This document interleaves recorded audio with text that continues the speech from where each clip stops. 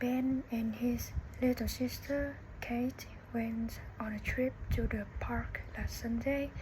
They packed a small bag with sandwiches, chips, and a bottle of juice. At the bus stop, they chatted about their favorite animals. When they arrived, they saw a group of children playing with a puppy near the bench. A man with a big beard was feeding the birds. The kids laughed at a joke someone told and then started a game of tag.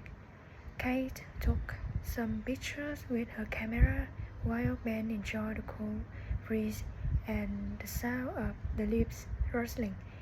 Before they left, they stopped by the gift shop to buy a small batch. It was a perfect day, filled with fun, laughter, and great memories.